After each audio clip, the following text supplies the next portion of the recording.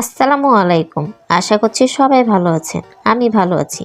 আজকে আমি আপনাদের জন্য নিয়ে এসেছি টমেটো দিয়ে বেগুন ভর্তা। যেহেতু এখন টমেটোর সিজন, টমেটো ভর্তা হবে না সেটা কি হয়? আর টমেটোর সাথে যদি আমরা একটা বেগুন দিয়ে দিই তাহলে কিন্তু ভর্তার টেস্টটা আরও বাড়িয়ে দেবে।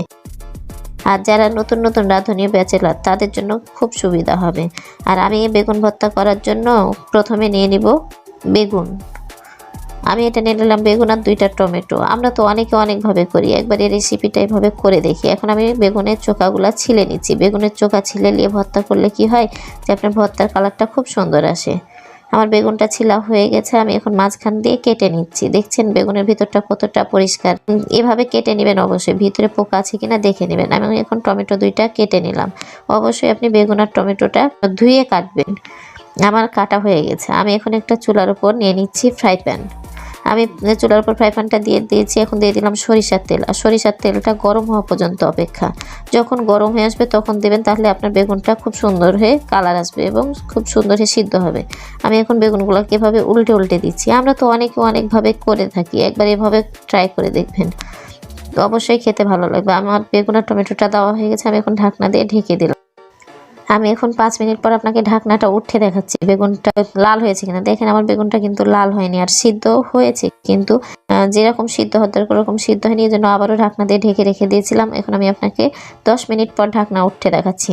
দেখেন কি সুন্দর হয়ে লাল হয়েছে। যখন এরকম হয়ে লাল হবে তখন বুঝতে পারবেন যে আপনার বেগুন আর টমেটোটা পারফেক্ট সিদ্ধ হয়েছে। আমি এখন বেগুন আর টমেটোগুলোকে উল্টে দিচ্ছি। দেখছেন কালারটা কতটা সুন্দর এসেছে। যখন এরকম কালার আসবে তখন ভর্তাটা করবেন, একটা ভর্তার ভিতরে আলাদা ঘ্রাণ আসবে। আমি আপনাকে আবারও ঢাকনা উঠে দেখাচ্ছি। আমি কিন্তু এভাবে ঢাকনাটা দিয়ে রেখেছিলাম 10 মিনিট। দেখছেন কি সুন্দর কালার এসেছে। আমার বেগুন ভর্তার জন্য কিন্তু পারফেক্ট বেগুনটা সিদ্ধ হয়ে গেছে। এখন আমি খুন্তি দিয়ে এভাবে ম্যাশ করে নিচ্ছি। আপনারা চাইলে চামচ দিয়ে ম্যাশ করতে পারেন, ডালের ঘুটনি দিয়েও ম্যাশ করে নিতে পারেন। আমি এভাবে টমেটোর চোকাগুলোকে উঠে ফেলে দিলাম। আমি এখন সুন্দর করে ম্যাশ করে নিব। এভাবে আস্তে আস্তে চেপে ম্যাশ করে নেবেন। ম্যাশ করা আমার হয়ে গেল। আর এভাবে ম্যাশ করলে কি হয় যে আপনার ভর্তাটা খুব পানি থাকবে না। চুলা জ্বলছে, বুঝতে পারছেন। বেগুন আর টমেটোটা ম্যাশ করা হয়ে গেছে। আমি ঠান্ডা করার জন্য রেখে দিয়ে দিচ্ছি এখন লবণ, কাঁচামরিচ, পেঁয়াজ আর এখানে কাঁচা ধনেপাতা। এখন আমি বেগুনটাকে এটার উপর নিয়ে নিচ্ছি। ভর্তা করার জন্য আমি প্লেটে নিয়ে নিলাম। এখন আমি মরিচ আর পেঁয়াজ আর লবণটাকে ম্যাশ করছি। আপনারা যে যেমন ঝাল খাবেন সে তেমনভাবে দিবেন। আমি এখানে মিডিয়াম ঝাল করেছি। আর এই ভর্তাতে আমি কাঁচামরিচ দিয়ে করেছি। আপনারা চাইলে লাল মরিচ ভেজেও দিতে পারেন, তাহলে আলাদা একটা ঘ্রাণ আসবে।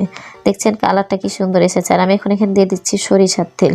আর অবশ্যই ভর্তাতে সরিষার তেল দিবেন, তাহলে ভর্তাটা খেতে আরও মজা লাগবে। আমার ভর্তার কালার দেখেই বুঝতে পারছেন যে ভর্তাটা কতটা লোভনীয় হয়েছে। আর এই ভর্তা যদি গরম গরম সাদা ভাতের সাথে হয় তাহলে তো জমেই যাবে। এটা হচ্ছে ফাইনাল লুক। আশা করছি রেসিপিটা ভালো লেগেছে। রেসিপিটা ভালো লাগলে অবশ্যই লাইক দিবেন, লাইক দিতে ভুলবেন না। আর আমার চ্যানেলটা যারা সাবস্ক্রাইব করেছেন তাদেরকে তো অসংখ্য ধন্যবাদ।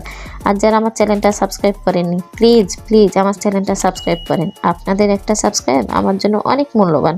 আল্লাহ হাফেজ।